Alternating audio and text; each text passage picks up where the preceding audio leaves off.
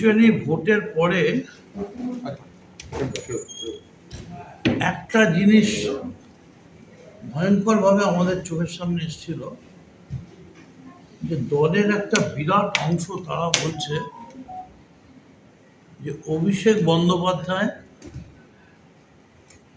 কে যদি ওই মর্যাদায় না নিয়ে গিয়ে তার বদলে পার্টির মধ্যস্তরের যারা নেতৃত্ব তাদের যদি পাড়ায় পাড়ায় এলাকায় এলাকায় পাঠানো হতো তাহলে মাটির মানুষগুলো মাটির মানুষের স্পর্শ পেয়ে তারা কিন্তু জিতিয়ে নিয়ে আসতো।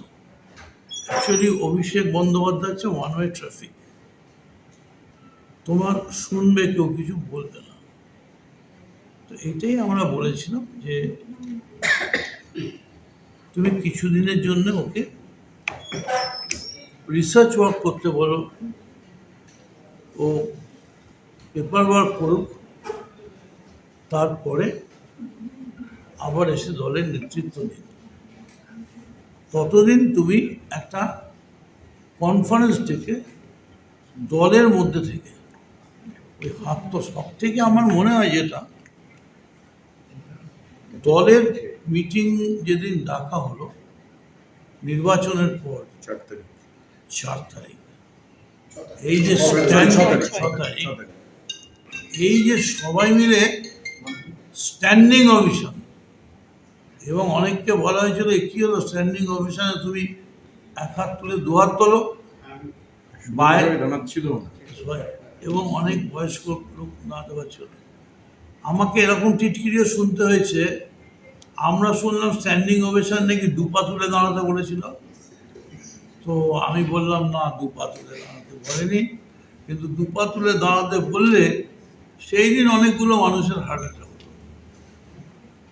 তো আপনারা যে প্রস্তাব দিলেন সেই প্রস্তাব মানা হলো না, মানলে তো আমাকে এখানে আসতে হতো না। মানে ওনার ক্ষেত্রে অভিষেক বন্দ্যোপাধ্যায়ের ক্ষেত্রে কি গামধারী মমতা বন্দ্যোপাধ্যায়? না, কেন মানা হলো না কি মনে হয়? বললাম যে প্রত্যেক গার্জেনই ধৃতরাষ্ট্র এবং গান্ধারী। তাহলে কি মমতা বন্দ্যোপাধ্যায়ের কাছে দলের আগে অভিষেক বন্দ্যোপাধ্যায়? লোকে তাই বলছে। আপনি কি বলছেন? দেখো, কথায় বলে যা রটে কিছু বটে। তো লোকে আলোচনা করছে যেটা যে অভিষেককে সরিয়ে দেয়, এবং আমি তোমায় বলছি আজকে অভিষেক গেছে,